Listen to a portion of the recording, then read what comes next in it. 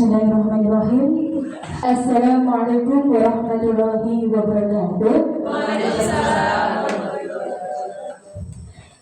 Syukur yang tidak terukur kita panjatkan kehadirat Allah Subhanahu wa Ta'ala, sehingga pada kesempatan pagi hari ini kita bisa bertemu, berkumpul dalam giat berbagi cerita praktek baik pembelajaran bersama Bintang Pendidikan Kecamatan Babakan.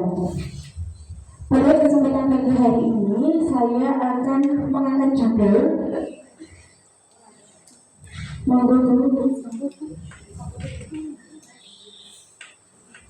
Nah, di sini saya akan mengangkat judul implementasi pelaksanaan fingerprinting untuk meningkatkan kemampuan mengenal nama diri pada anak usia 4-5 tahun di TK dan Wanita Sukasari.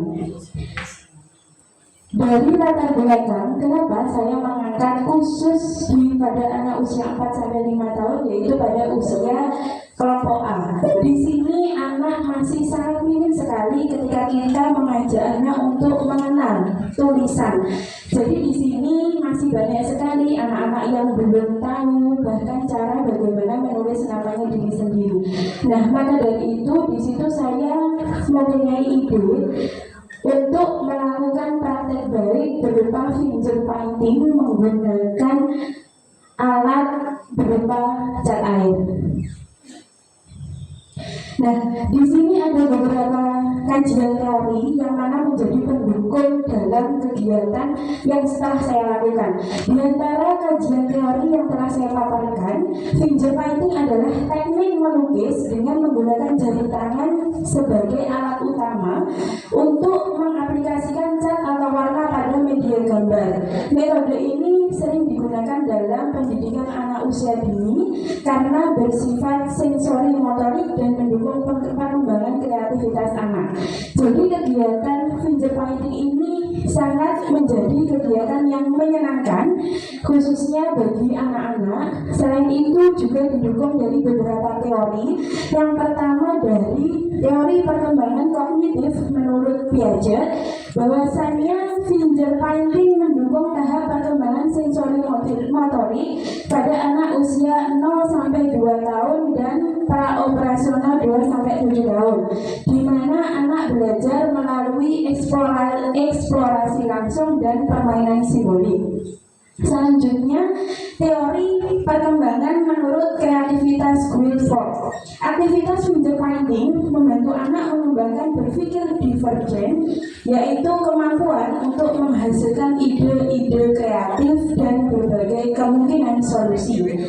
Selanjutnya, teori menurut psikososial Erikson, bahwasanya pada tahap otonomi, pada rasa malu dan ragu pada anak usia 1-3 tahun serta inisiatif atau rasa bersalah pada usia 3-6 tahun. Fingerprinting mendukung anak untuk merasa lebih percaya diri dalam bereksplorasi dan berekspektasi. Nah, dari kegiatan tersebut tidak loko-loko kami melaksanakan kegiatan, tetapi ada beberapa teori pendukung bahwa kegiatan itu memiliki tujuan yang ada sesuai dengan psikologi perkembangan. Nah, persiapan apa aja yang harus disiapkan dalam melaksanakan kegiatan tersebut? Yang pertama, menggunakan meja atau yang lebih mudah dibersihkan atau alat plastik ataupun berada di outdoor ruangan bisa. Selanjutnya, cat yang aman. Pilih bahan yang aman yang bisa dipakai untuk kegiatan anak-anak tanpa ada resiko atau riskan di kemudian kegiatan tersebut. Selanjutnya yaitu pakaian. Kenakan celemek atau pakaian yang memang itu bisa dicuci ketika pakaian tersebut terkena dengan noda ataupun cat air tersebut. Selanjutnya kertas atau media lukis. Jadi ketika kita mengajak anak untuk melakukan fingerprinting, tentu ada media atau alat yang kita gunakan. Nah, di sini saya akan menggunakan kertas.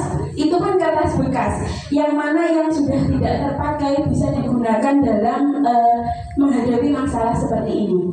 Nah, langkah-langkah pelaksanaan yaitu perkenalan aktivitas. Pertama, kita memberikan pengenalan apa sih kegiatan finger painting itu.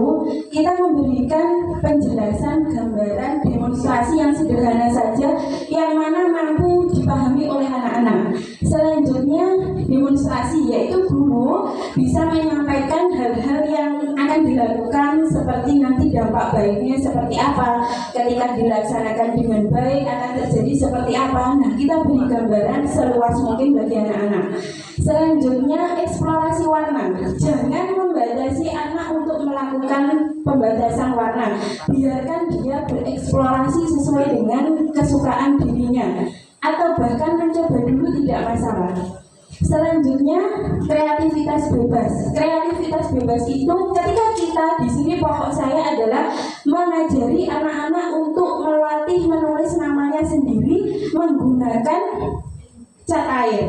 Nah, di sini biarkan seandainya anak-anak, Bu, saya pengen dikasih gambar setelah nama, boleh. Bu, saya pengen namanya nanti bentuknya merah, boleh. Biarkan dia mengeksplorasi apa yang telah akan dia laksanakan.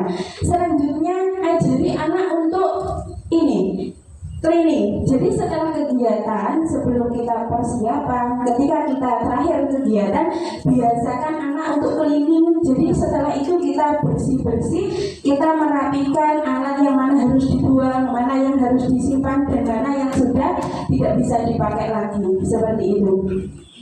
Nah, apa pentingnya finger painting? Di sini ada beberapa tujuan utama, khususnya di 6 perkembangan tersebut. Yang pertama, tentu mengembangkan motorik halus. Dari kegiatan finger painting itu memberikan tanpa kita sadari memberikan perkembangan motorik halus, menstimulasi kreativitas. Tentu dia akan lebih pengennya seperti apa, kayak apa. Nah, di situ jelas memberikan kreativitas bagi anak. Selanjutnya adalah meningkatkan kemampuan sensorik.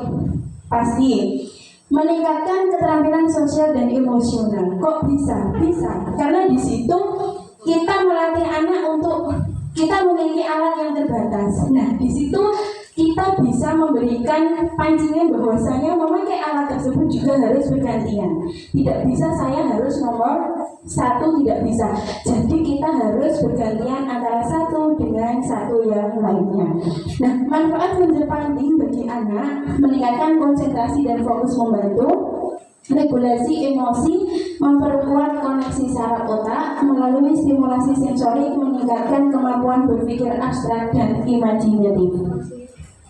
Nah, di sini perlu saya simpulkan bahwasanya finger painting adalah aktivitas seni yang tidak hanya menyenangkan, tetapi juga memiliki manfaat besar bagi perkembangan anak secara menyeluruh.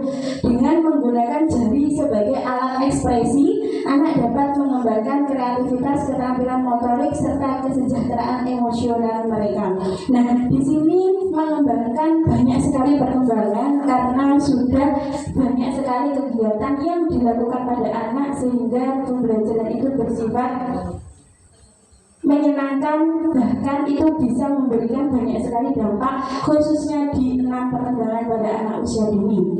Karena khususnya pembelajaran di anak usia dini itu bersifat deskriptif, holistik, integratif, yang mana kita melakukan satu kegiatan tentu dari perkembangan yang lainnya juga ikut berkembang. Seperti itu, oke?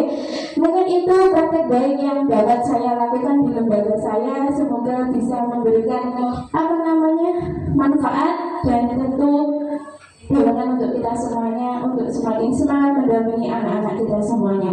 Dari saya pribadi ada kurang lebihnya mohon maaf. Wa akhiran wallahu muwaffiq ila aqwamit thoriq. Wassalamualaikum warahmatullahi wabarakatuh.